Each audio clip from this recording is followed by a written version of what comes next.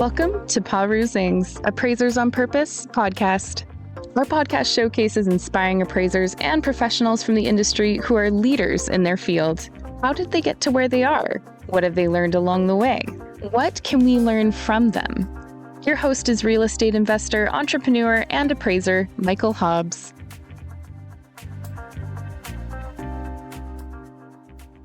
Welcome to another exciting, informative, and engaging episode of Perusing's Appraisers on Purpose podcast.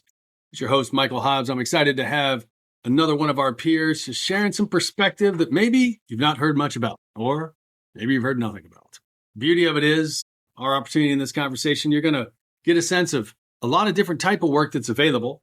None of it may be familiar to you, or you didn't realize how big the industry actually is. That's why we love Perusings and the generosity of our peers to share. We're all better together. So please do that and go ahead and like the podcast and subscribe if you haven't done it already. Would you believe that more than 52% of people that listen to all the episodes don't actually subscribe? So your small act of generosity goes a long way towards letting these internet networks know about the value that so many get. So with that, Scott, thank you for joining us today. My pleasure. Glad to be here. And I must say, I very much enjoyed your podcast as well. Thanks. So I'm a subscriber. Two thumbs up. Yeah, absolutely. If I had another thumb, I'd have it 3 thumbs up. I would take it. We would love to have it. We're going to keep pushing up.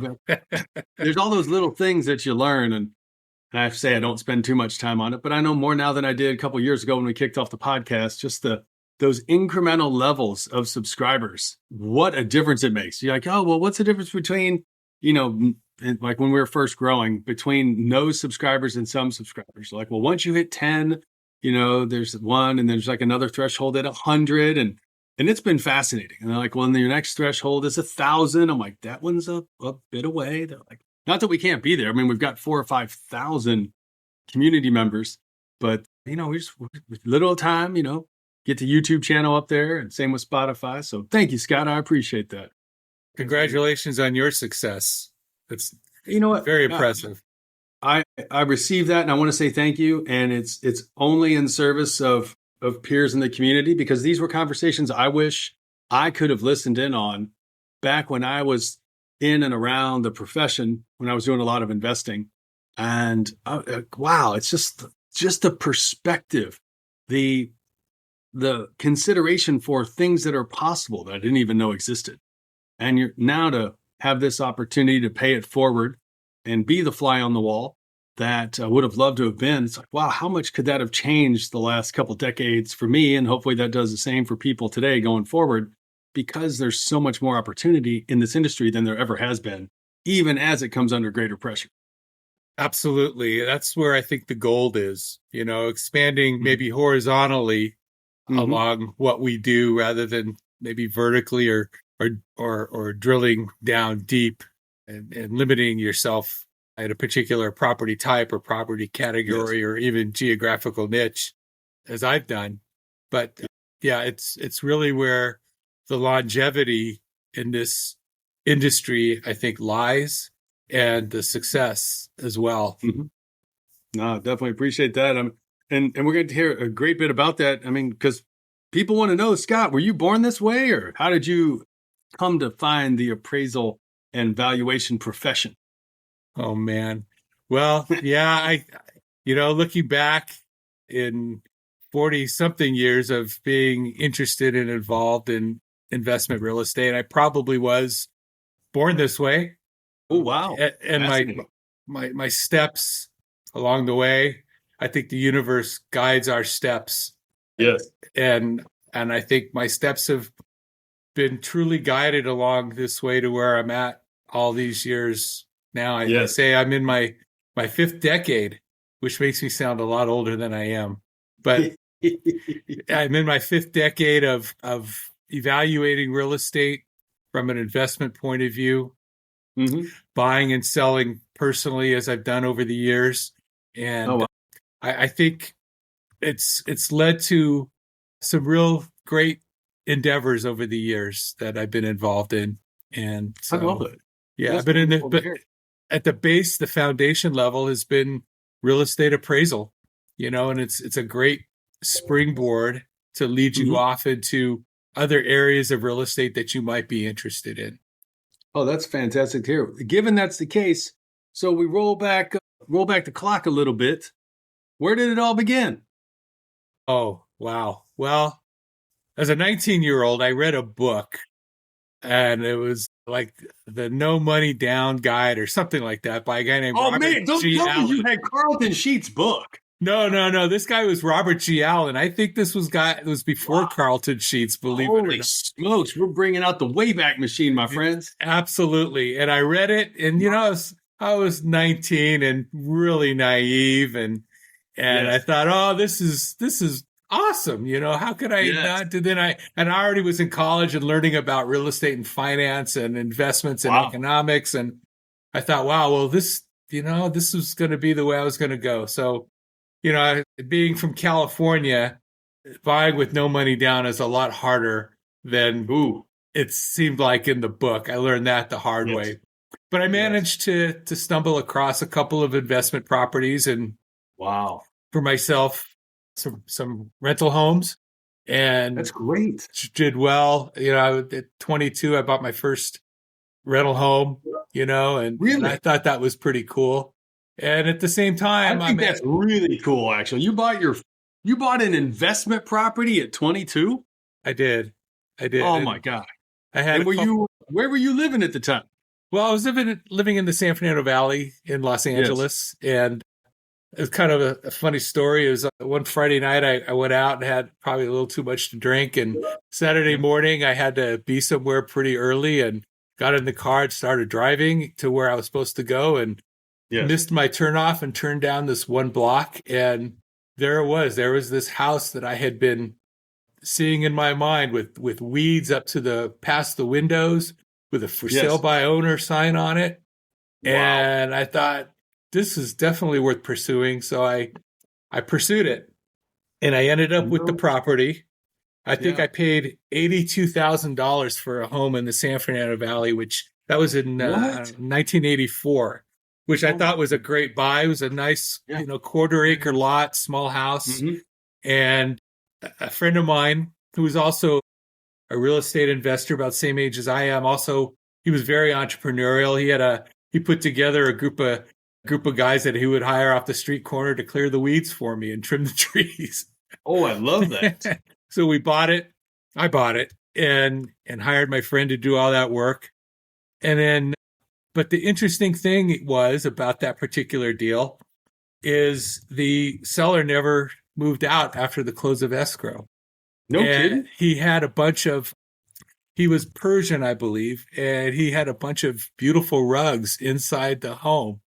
Yes. And so after about a week of this guy not showing up after calls, I rented a big dumpster, and I didn't know at the time that Persian rugs were so valuable. No. And so I got a friend, and we started throwing the Persian rugs into the dumpster. And lo and behold, the guy finally shows up as we're doing that, Yes. And it was quite a scene. I even seem to recall that he called the police, and they came, and I showed him the paperwork, and already I'm a landlord a week. I'm already dealing with the police and squatters and so forth. Anyway, make a long story short, he moved his stuff out, and I got the place rented and fixed up, and I was off to the races. And a couple of years later, I bought another couple of homes and did real well. So here you are at 22. What are you living with some buddies and you're like renting a place kind of thing, and you go and buy an investment property that you don't even live in? Yeah, that was kind of crazy, wasn't it? Yeah, that just wonderfully touches my to hear this. So you get your first one at 22. Did you just get some friends to give you some money, or how does a 22-year-old get into real estate? Now, you studied it, I heard you say. I studied it. I saved up. I had a little bit put aside. It cost about, I think my down payment was $18,000 or $20,000, and I had been working since I was 16, and I finished my bachelor's degree and my MBA at night while I worked full time in the real estate investment field. So I was definitely a worker and a hustler and doing the best I could do. Yes. And so I managed to do it, you know? Good So for you. yeah, yeah, That is so impressive. That is so yeah. impressive. So with that in case, so here you got this, your first property at 22, and you said a year or two later, you bought some more. Yeah, I had a couple other small homes in a neighborhood of Encino, which was Mm-hmm. a higher end community in the San Fernando Valley. But I found this little pocket where I could still buy homes for $100,000 or less. And Really? one particular seller had two homes 2 blocks away from each other that I ended up going under contract on. And beautiful. They're very easy to rent. My philosophy was always to buy the starter homes as investment properties. They'll rent the Yes. fastest, they'll stay rented, and it all worked out. I had issues. I learned, learned the hard way, you know, but it all worked out for me. So Good for you. at times I was very much house rich but cash poor. I Mm-hmm. Mm-hmm. struggled, Totally get when the tenant was late on the payment. I was late with my mortgage payment until I became a little better capitalized a little later on down the road. That's something else. Well, that Yeah. is so inspiring to hear. So here you are, a couple years later, you get a chance to buy 2 houses. How does somebody do that? Do you just ask him to give you the financing, or you have No, to go to a bank, or what? yeah, I had to go to the bank to do that, and fortunately was able to arrange that on my own. And You. yeah, I was working in college. I took a job working for a real estate syndicator as well. So I was learning the ropes on how to put syndications together and Really? what So it took for those for that don't analysis. know, I apologize. I know I'm going to interrupt just for a minute because All you're right. making reference to something that's going to be fascinating and very important as you go forward. But you said you started putting syndications together. Tell people what you were actually doing, because some people have no idea what that is and how valuable a skill set it can be. And then this is easily going to set up what's so amazing, what comes next. Well, yeah. So I knew while I was in college that I wanted to get into real estate investing as a career. And so sure enough, at the job board, we used to have a job board at my college, Cal State Northridge, where that you put up an index card if somebody wanted to hire somebody. So I found this job where they were looking for a real estate analyst for a syndication company. Yes. And I went and interviewed. And the first time I didn't get the job because they hired another fellow who had a little more experience than me. But 6 months later, they advertised again. And I ended up working for the gentleman that got hired when I first got interviewed. And we became friends. And what was really great about it, it was a very young group of people. One of the principals was under 30, but he was very well connected. USC graduate and very well connected, even beyond that. And what we did was our company put together limited partnerships. And back in those days, this would have been around 1981, we were coming out of a recession. Interest rates, Paul Volcker raised interest rates at the Fed, and interest rates were 18 to 20%. And for a lot of younger people that might be listening, you might find that hard to believe, but it actually happened. But more importantly than that, we were actually buying apartment buildings with those interest rates. And so we would have to go and get loans. And frankly, it was great. It was trial by fire for my job. The first part of what I would do is I'd go into these different markets. We were buying apartments in places like Bakersfield and Fresno, which were growing very quickly. And the impetus for this was Ronald Reagan, when he was president, he took over in 1981, and they developed tax sheltered partnerships. So, for example, if we put a limited partnership together and investors put up $100,000, for example, they could possibly get a 4-to-1 write-off in the first year, tax write-off in the first year. 4-to-1 write-off in the first year? Yeah. And oh my gosh. It's called accelerated depreciation. And it would drop down 4-to-1, 3-to-1, 2-to-1, 1-to-1 in the fourth year. And it really jump-started the economy, and it really kicked off real estate investment, and it kicked off the syndication industry. It just ballooned at that point. And because of the contacts that our principals had, we had up-and-coming rock stars that were in our portfolio, in our partnerships. People that nobody heard of at the time, guys like Prince and some of the other well-known artists that I won't name at this point. But it was along those lines. And so, those people talk and the financial advisors talk, and we would go and do what we call dog and pony shows with various financial advisors and show them what we were doing and the returns we were getting. So that one arm was doing the marketing of it. The arm that I worked for was working in acquisitions, which is perfect because I really wanted to do was learn how to acquire real estate, learn how to analyze it. But more importantly, I really wanted to buy it with other people's money. And that's what syndication is all about. You have the sponsor who is the syndicator, and they raise the funds. They have a piece of the investment. Yes. And people who were looking at that time for tax shelter investments would buy into our partnerships. We grew like crazy for several years.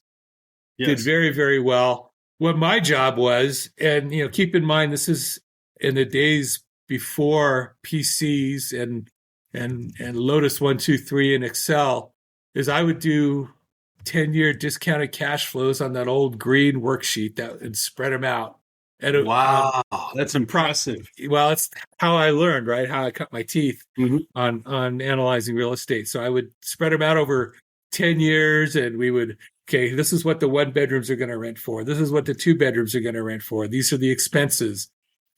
And then, the boss would come to me and say, look, we think we can get $10 more per month on all the 2-bedroom units. So now I had to do a whole new spreadsheet by hand on all of that. So one day, like the halo,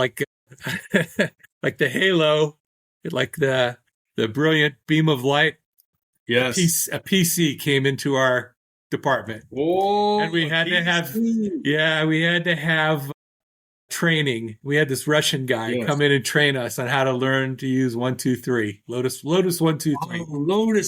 Lotus 1, 2, 3. Oh man, the precursor to Excel. Yeah, exactly. Yes. So learned that, changed our lives. And then as this act was starting to sunset, there was some shakiness to the foundation of our business, and I left and went to a firm in Beverly Hills that syndicated mobile home parks.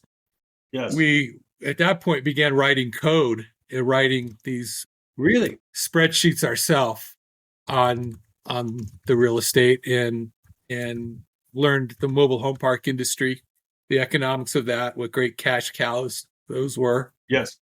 And as that industry continued to tumble a little bit, I left there, went to another company in Beverly Hills that syndicated industrial parks. They syndicated shopping centers and office buildings. So again, then I learned that industry, that economics very, very well. And as we went forward, got to go travel to these different locations and see these properties and their operations for myself. I'm still in my mid-20s at this point, learning all of this. This is amazing. I was very lucky and to land where I landed, and like I say, your footsteps are guided along the way by the universe. And so I think that's such a blessing. So you're in your 20s, you're working at this real estate company that's investing in properties. You use the term syndication, and you're actively part of the analyst and deal team, I guess. So does that mean you're getting equity in the deals too? Unfortunately not. I was just an analyst. Oh no, I'm so sorry to hear that. Yeah, no, nobody in their 40s and 50s wants to give equity to a 25-year-old kid, and unfortunately, I just felt lucky to be there and to be circulating in that environment. You know what I mean? Yes. But I knew I even helped in the legal department, helping with the contracts and so forth. And I was more than an intern. I thought at the time it was great to make more money than anybody else that I knew working as an analyst, and still had the long-term goal of syndicating on my own and buying great real estate with other people's money. That was still where I was headed. It's amazing. Wow. And so at this point, you're still in your 20s. You've done a lot of transactions. I mean, you're analyzing properties. I mean, you sound like real estate analyst to me. Well, I very much so a real estate analyst. But by 1986, the Tax Reform Act really had gotten very, very soft. The whole syndication industry had gotten soft. I'd been laid off 3 times in 5 years because of market conditions. And, in the meantime, I looked around, and I had been reviewing a lot of MAI appraisals at the time. And I looked around and I said, I'm doing everything that an MAI does. And I think this is a career worth investigating and looking into. Wow. And so I did. And of course, I had a real estate appraisal class in college because that was part of my major was real estate. And nice. Where'd you go to college? I went to Cal State Northridge for my bachelor's degree. Oh my gosh, we have so many firsts on this podcast. You are the first alumni from Cal State Northridge. That is so good. Go Matadors. Good stuff. Wow, that is excellent. Excellent. So you had a little bit of exposure to it, plus obviously your finance and real estate courses. And here you are, you were thinking to go into, like, hey, I've read these reports. You didn't think to go straight into syndication. Well, I had seen that syndication was starting to lose the bloom was coming off the rose, as they say, and there was a shakeout in the industry at the time.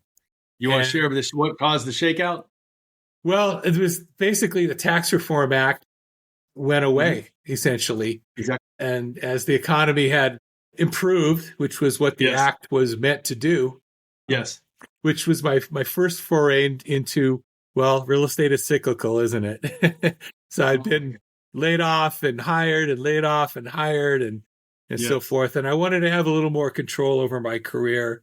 And I looked and I thought, appraisers often and analysts know more about real estate and the fundamentals and the financial aspect of it than brokers do, which doesn't make me popular. They know more. So true, though, Scott. It's so true. Man, you have touched a nerve. Yeah. The good nerve. I mean, kind of like a dopamine hit right now. Well, pass that over to me, would you? I could use some myself. Yes, sir.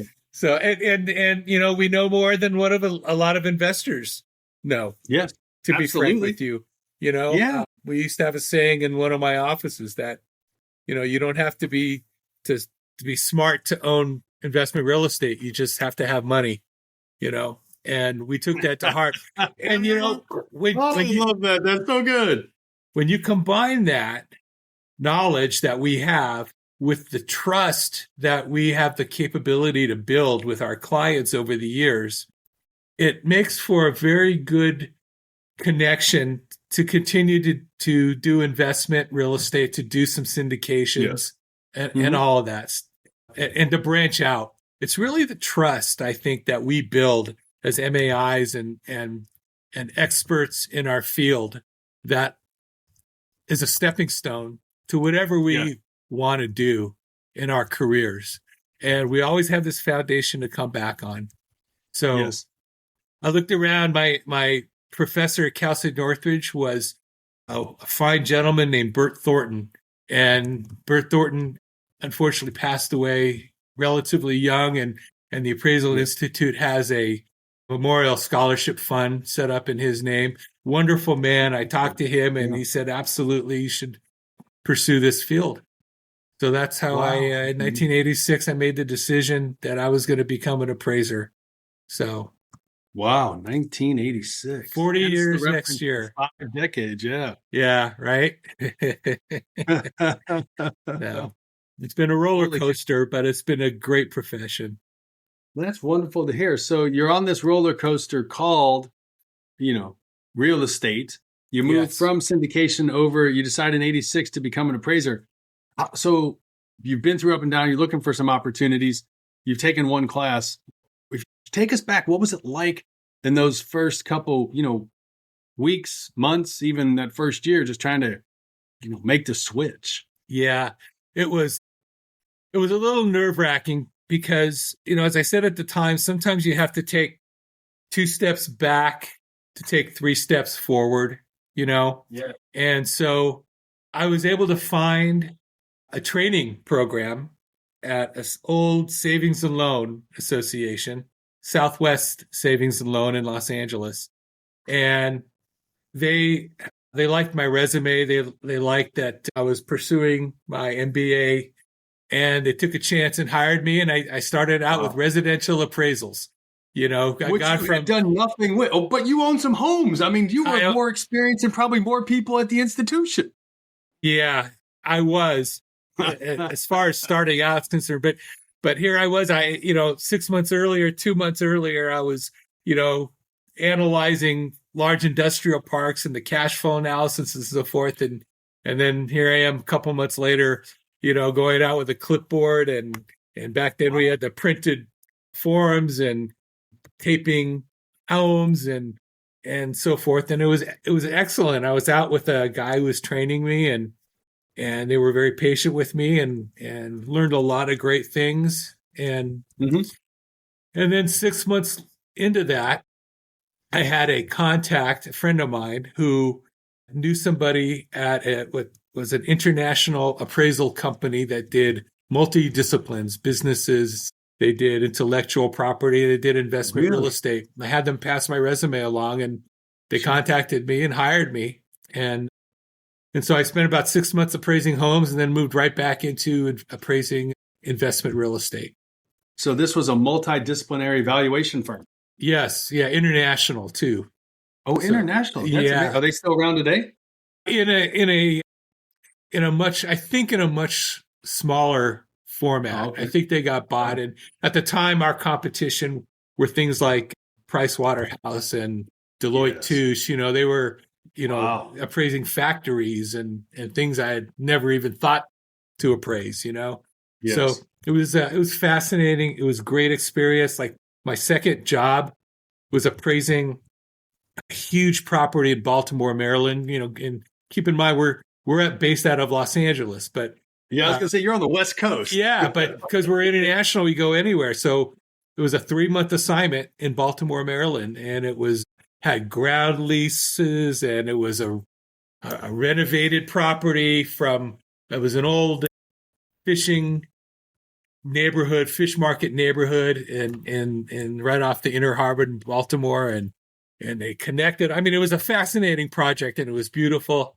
It was wonderful, and I was the bottom man on the totem pole, but I did 90% of the work, and so fantastic. Launched my career, and then had back at the day, I don't even know if they have headhunters anymore, but had headhunters calling me, wanting me to come work for this company and that company and this bank and that bank, and one savings and loan made me an offer I couldn't refuse.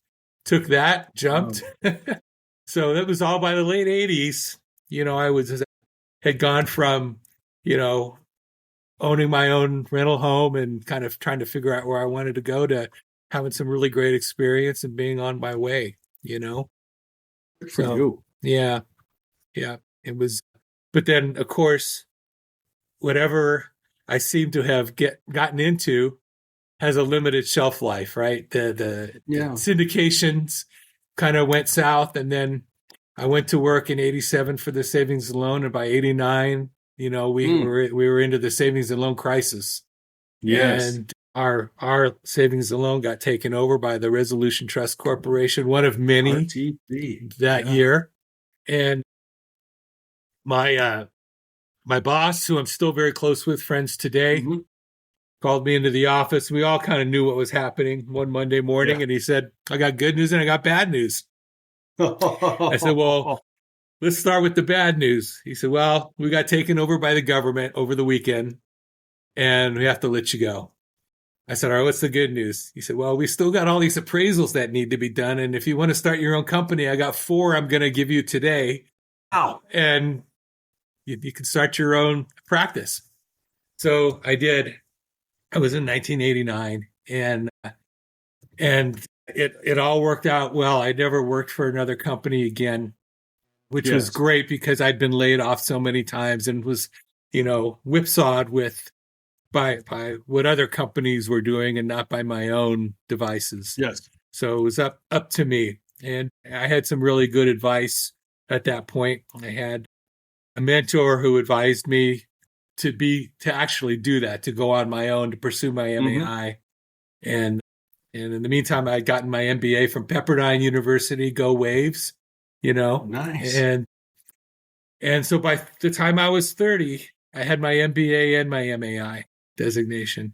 That's impressive. At that point, you had your MBA, your MAI, you'd been in syndications. How many properties did you own at that point? Oh my gosh. Not that many, not as many as I had wished or I had tried. Let's put it that way. I think I owned 3 properties that I was renting out myself, but still, that's pretty good for a 30-year-old kid, right? I mean, in general, that's amazing. And for that time, it was ridiculously amazing when you look at the stats. On average, home ownership has been in the 60+% since the government institutions came out that, backed home mortgage purchases. And then you look and say, okay, well, significantly less than 5% of people even own a second home, so to speak. And here you own investment property, which put you in less than 1%, actually tenths of 1% of people and companies across the whole country, when you look at it, are in that, if you will, smallest of the concentric circles. I mean, you were extremely distinguished. Well, looking back, I guess you're right. I never really thought about it then or think about it like that now. But yeah, it was pretty good. And I was having fun. It was a good time. Amazing. It was a good time. And you got launched into business over a bank failure. Of course, we would see that again multiple times in our country. And they gave you business as they gave you an exit. 80% of all businesses fail within 5 years, according to the U.S. Census Bureau. With so many roles and responsibilities that must be managed and have nothing to do with appraisal reports, is it any surprise that it's hard to keep up? Much less having a sense of peace, stability, and profitability that comes from growing your business? Given all of this, you might already be thinking about exiting your business one day. Don't miss the limited opportunity to work with Michael, a real estate expert and professional coach. He has worked with more than 300 owners and entrepreneurs to find their highest and best use by solving problems that reach their most important goals. Compress decades of learning into days by working with Michael. Michael is famous in real estate and business coaching. With his help, you can accelerate your growth, increase your quality of life, and earn more money, all while ultimately doing less. Michael helps you not just grow your business, but also find new purpose in it and in your life. If you're ready to take control instead of being controlled, contact him on LinkedIn or email him at michaelh@paru.com. Yeah, I laugh. I've been through 3 banking crises in all of my career. And that's really hard to come back from. I used to have, it's funny, it just brings back a memory. I used to have a card that somehow I found that said, success is largely a matter of hanging on after others have let go. And I had that posted and taped to my desk, to my monitor for all these years. And it just came back to me now. But that really is it. It's about grit. It's about not quitting. And it's about working on your skill set and growing. And that phrase served me well over the years. No, I totally get that. So here you are. Was it 1989? You launched your own appraisal business. Yeah, absolutely. I was newly married and working out of my spare bedroom. And doing you the were best. doing remote work before it even existed. Exactly. In fact, we did not have internet back then. Can you believe that? You mean there were actually appraisals written before the internet existed? Dude, there was no such thing as a digital camera. Come on. Or word processors. I mean, I remember, with the old Word Perfect processing, we'd have to know the code to write a report.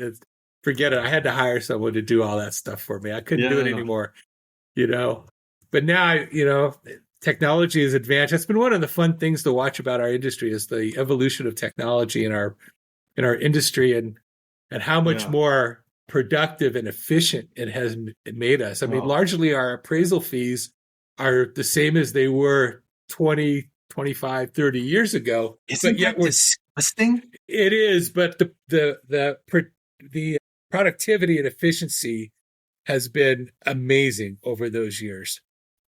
Back when I started with single family appraisals, we fill out these forms by hand and turn them into a typist, go down the street, pick up our photographs that we had dropped off at the 1 hour Photoshop, come back, tape them or paste them to the addendums, make little rub-on, maps with the little rub-on graphics, right? Yep. And here we are, some appraisal shops, all of that is automated by pushing a couple of computer keys, Yes. It's been kind of fun to watch. No, it is fascinating to see. And I do agree with you. There's more technology there. I look at so many other things. There's very little that exists today that you can buy. And almost we should probably start our own little competition to see what suggestions or identifications people could throw in. That what could you actually buy today that you could, buy decades ago at the same price? That's a great point. That's a great point. Well, a lot of Go ahead. Well, I was just to say, technology certainly has come down. I mean, we practically have disposable television sets now. Yep. Whereas back in the day, you buy a big console, it would cost you, half your monthly salary to buy one. Mm-hmm. Today, that's not the way it is. Same with computers. So at least we have that going for us. At least our prices have not come down, right? Mm-hmm. The way TVs and computers have. But yeah, you think of the price of a house today compared to what it was 35 years ago, compared to our appraisal fees today at 35 years ago. We're a deal now. We're such a bargain now. Oh my gosh, that's a great way to put it. Yeah, we're a bargain. Yeah. Oh my goodness. And yet they still want to try and get rid of us, so, or eliminate us. So we'll see what happens. That is definitely the case. That is definitely the case. What, in light of that, you get started back in right on the cusp of the final decade of the century. Were you geographically focused? Were you industry, or I should say asset type focused? Were you assignment type focused? Like, how did you get going back in the day? Well, I moved to a particular region of Los Angeles County, northern Los Angeles County, a beautiful valley called Santa Clarita Valley. I moved there in the late 80s, and the growth trends for Los Angeles County were up in that direction and further north into another valley called the Antelope Valley. And I realized that I would be the only MAI. I would be the northernmost MAI in Los Angeles County. And I decided to stake my flag there. What is the most important thing about real estate is location, location, location. So yes, sir. I never understood why appraisers never specialized in location. I felt like I had an opportunity to geographically specialize and become, the guy, the appraiser. Yeah. It was an opportunity to be an expert in an area. And so that's what I decided to do. I was young and I knew I wanted to make my home and family there for the foreseeable future. So that's what I did. So I reached out. I started out with the brokers in the area, and I said, "Hi, my name is Scott Voltz, and I'm an appraiser up here, and I'm going to dominate this area. So let's get to know each other." So I'd take them to lunch or whatever I'd have to do and, ask them about transactions they were working on and getting on, whatever kind of mailers they had and flyers they had. And I just established dominance there. And then a few years later, I should back up and say I also made it known with many of the banks at the time that that's what I was doing, because at that time it was growing. The Antelope Valley and Santa Clarita Valley, they were both growing like crazy with new subdivisions. There was a shortage of housing, and it was the part where the baby boomers back then were of home buying age, and they were buying new homes. And of course, this was the 80s when there was a lot of capital flowing around and a lot of money flowing around. So there was a lot of new subdivisions, a lot of new commercial properties being built. And so I went to the banks and I said, look, you don't have anybody who is an expert in this area, because there is nobody that's an expert in this area. Everybody that has to go up there to appraise has to come up from lower parts of LA or even Orange County or the Inland Empire. I'm here. Let's get busy, And so, wow, that's amazing. I got a little aggressive in that respect, made sure the attorneys knew who I was for the disputes that would be coming up eventually. Yes. And so I got known. And then in 1994, we had a very big earthquake, and that collapsed the freeways that cut us off from the lower parts of Los Angeles. No. Oh my goodness. That's right. I remember that. Actually, I'd forgotten. I didn't live obviously in that part of the country. It wasn't as present in the memory, but that happened. That was the Northridge earthquake, 1994. And so, again, I got really aggressive contacting the banks and say, look, you can't even get appraisers up here. I'm up here. You let me know what you need. Wow. And so, again, things grew, and, suddenly my niche was established up in northern LA County and actually the Mojave Desert. Antelope Valley is part of the Mojave Desert. And I ended up covering vast geographic areas in the Mojave Desert, LA County, Kern County, San Bernardino County. And there you have it, So basically the takeaway that I'm hearing is you should sabotage your competition. Well, I was a lot more aggressive at that time, as I meant the bridge failure, not whatever marketing and stuff. Yeah. Well, as a 30-year-old, my competition were appraisers, MAIs that have long since retired or unfortunately passed away, 20, 30 years older, my seniors at that point. Yeah. And, these really great appraisers had a lot more actual appraisal experience than I had, but what they didn't have was the geographical knowledge, and they didn't have experience thinking and acting as a real estate investor like I had before I was an appraiser. A lot of appraisers, they don't think like investors, and they don't think like lenders. But Scott, they're not. I mean, you own 3 investment properties at this point in time. You have sweat, you have bled, you have experienced physical and emotional occurrences that people that haven't been in that experience can't relate to. Yes. Yeah, and therefore you are in a position of perspective as well as contribution that is missing for so many clients, because they're like, dude, you don't do what I do. You don't own what I own. You haven't experienced what I've experienced. And you're like, yeah, I have. And they're like, oh my gosh, you get me. You complete me. Well, I wouldn't go that far, my friend. I wouldn't go that far. It was pretty good though, Scott. Yeah. But I did bring perspectives that allowed me to sit down face to face with a lot of wealthy investors and a lot of bankers and interface with them in a way that a lot of appraisers weren't able to. And like I said earlier, 90% of being successful is showing up, keeping your word.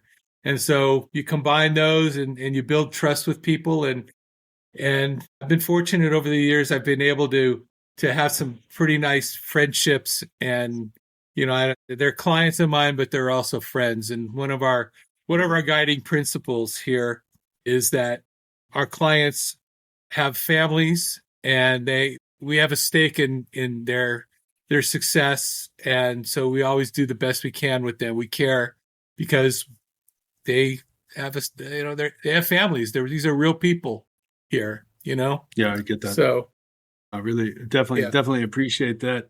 So here you are through, in this case, no effort of your own, a natural catastrophe happens, and thank goodness you had relocated to the area. Otherwise, what would they have done? Well, that's why I say your footsteps are guided by the universe. You know what I mean? That's the way it was. And that's why I say Lord is good. Your opening question about, were you meant to do this? Were you always going to do this? I mean, yeah. I just maybe didn't know it at the time, Sure seems that way, doesn't it? Yeah. So, oh my gosh, it's amazing. Yeah. So there we are in the early 90s, and this all happened. Yes. And lawyers are starting to find me, and I'm getting involved in eminent domain actions and divorces and bankruptcies, because, like I said, we've gone through several banking crises and foreclosures, many foreclosures, and I was just at the right place at the right time for my career up to that point. So good for you. Yeah. I mean, but I think it also, I heard you say earlier how important it is to show up, but you also were reaching out to people. I mean, I heard you say you were making an effort more than just making appraisals. You were also making an effort. Yes. I had a newsletter that just covered the Northern LA County region at the time, made sure to include transactions, keep people informed, and stay top of mind, because I didn't want to chase every bank that was out there. I didn't want to compete on fees with every other appraiser that was out there. In a lot of ways, our industry, when it comes to bank appraisals, has become a race to the bottom on fees. And when you specialize, when you have a niche, you don't have to do that. And so that's where I focus. So I tried to maintain my geographical dominance. And I think even to this day, I still do. I don't even know if there's any other MAIs in that area anymore, but it doesn't matter if there are, because once you establish your dominance, as long as you're there, it doesn't really matter.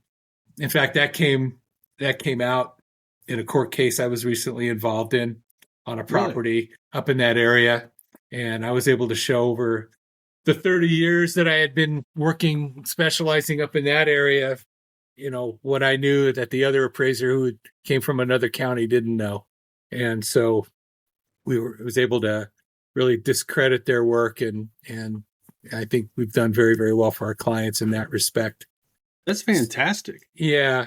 So there's several benefits to being able to do that. And for any young appraisers that are coming up or thinking about getting into the business, if you want to differentiate yourself, well, if you want to be successful, you should really differentiate yourself somehow, some way. It doesn't have to be geographically. It could be with a particular product category, which a lot of MAIs and appraisers do. And I think that's great. Yes. But to last a long time, I think you want to differentiate yourself. You'll be happier in the long run, because after a while, if you don't, you're going to be on a treadmill. You're going to be competing on that race to the bottom for fees. And the enjoyment of this business will be taken out of it. What I like about this business, and you didn't ask me this, but I'll just... No, it's all right. Actually, you read my mind. I was getting ready to ask another question that kind of builds on what you like about it and what are you doing these days? Yeah. What I like about it is that each assignment is its own individual puzzle to fix, to put together. And they're unique. They're as unique as a fingerprint. Even though you might have similar properties from time to time, they're all unique, and it's interesting. And if you're not interested in real estate, if you're not interested in investments and appraisal and being a professional, then the business isn't for you. I know appraisers that, frankly, they're not. They're interested in it. because they flamed out in another business. They're interested in it because they can make great money during the boom times, and they don't prepare for the inevitable slow times that happen.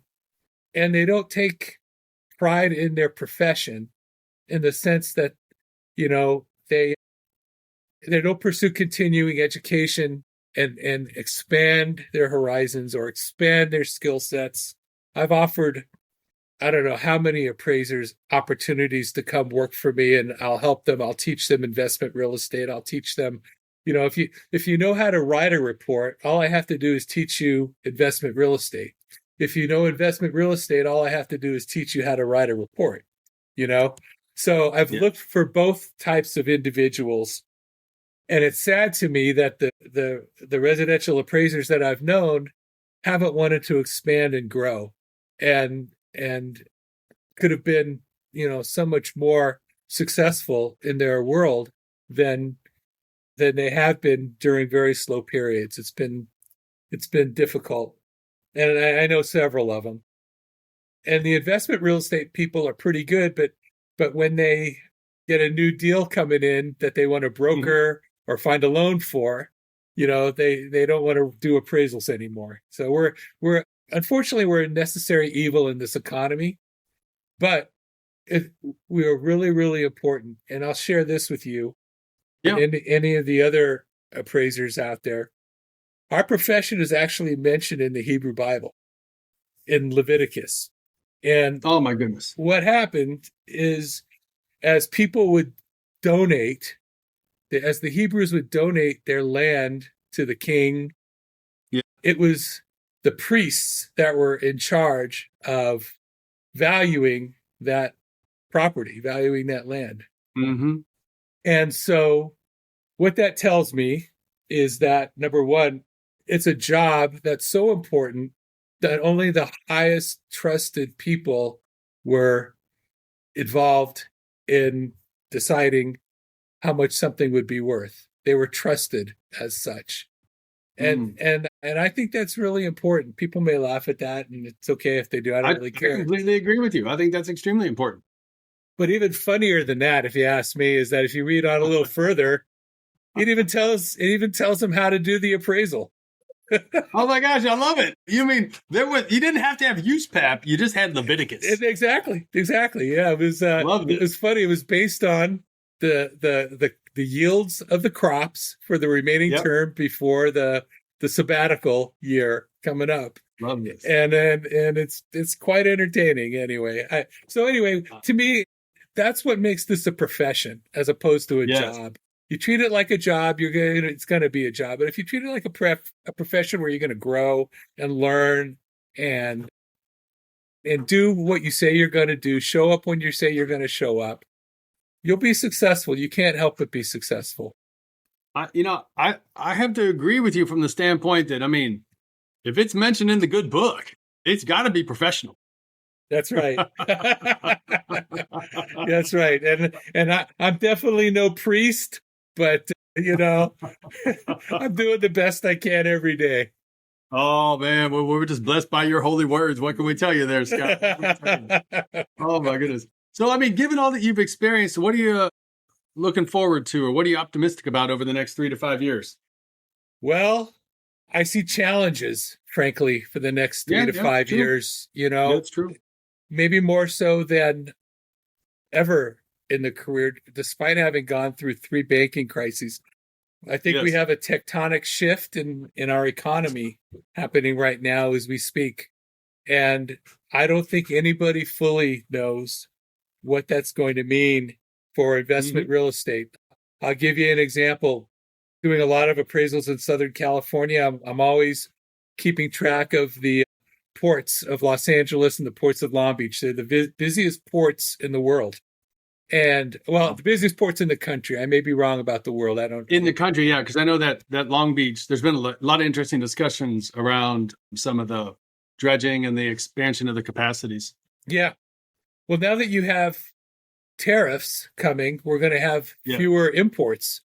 And over the last decade, we've had tremendous occupancy in the industrial product around the LA ports, around all of Southern California. That's led to further development of modern industrial buildings in Southern California. Yes. But, we're going to have a tectonic shift, I think, in that field. We'll see what happens with traffic at the ports. We've got unskilled labor that we're going to have trouble with. Mm-hmm. Yes. A lack of unskilled labor yes. In Southern California. That's going to create some economic havoc. How's all that going to affect home prices? I don't know. I have a pretty good idea. I know from history from 1930 and the Smoot-Hawley Tariff Act, how that affected the Great Depression.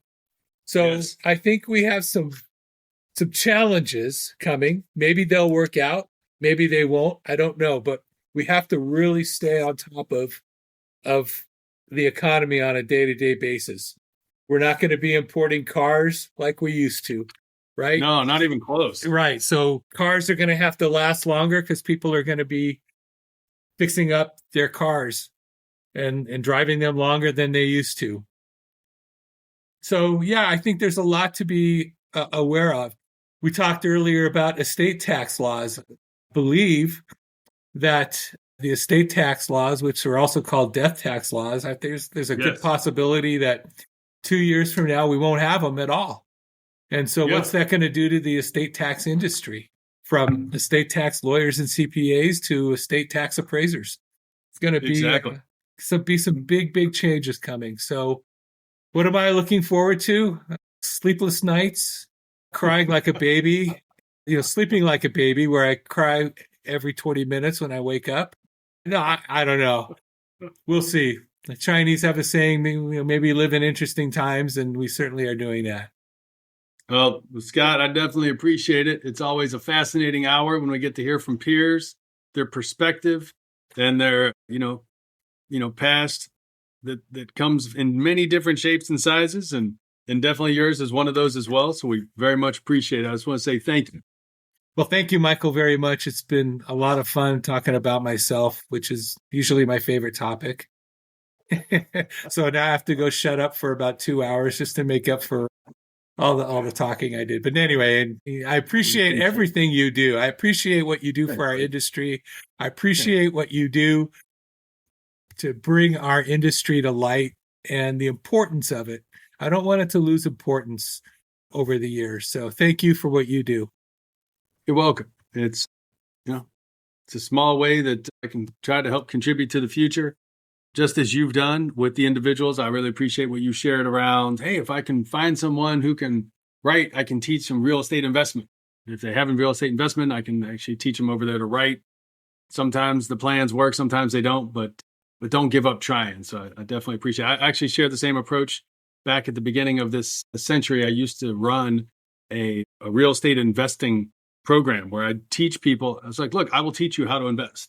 I don't know the guy's name right now it's popular. I think his book's called I'll Teach You to Be Rich. Is it Grant Cardone or? No, that's a different guy, but he can do that too. But man, all right, now I'm totally forgetting the guys. My wife mentioned to it. Oh. I may just look it up real. I'll teach you to be. Ramit Sethi. And he's got a big following on social and really appeals to a lot of younger professionals. I mean, reference to like yours and mine. And what I appreciate about that was, back in the 2000s when I was running this, I had a big portfolio, had a lot of properties in the same kind of experience you're referring to. And it was wonderful because it was a great opportunity to teach people the fundamentals of appraisal because it helped them actually do the real estate investing that they wanted to do. So they'd come work for me and they were essentially, to put it in appraisal terminology, they were free trainees. And they were thrilled to be free trainees because otherwise they would have to pay me a lot of money to learn investing and development. And I was happy to introduce them to everybody. And one of the guys actually I was just talking to me the other day. He lives in Boulder these days, and he and his wife's an architect, and they buy a house, and every 2 or 3 years they remodel it or completely. Most of it's almost like significant redevelopment work on an existing property because they're in Boulder and all the regulatory matters in Boulder. But it's so encouraging to hear like his next project And it all started like back in the day when we were going through foreclosed properties and short sales and a bunch of crazy stuff back in the early 2000s. And he stayed with it. And, the tax laws benefit him and his wife by residing in the property for, 2 of the last 5 years and the ability to sell it and have those covered gains. I mean, like you said, law impacts a lot of this industry. It's easy to overlook. Yeah. If there's one takeaway from all of this and over my career, is that this is a great stepping stone to do so many things in investment real estate. Absolutely.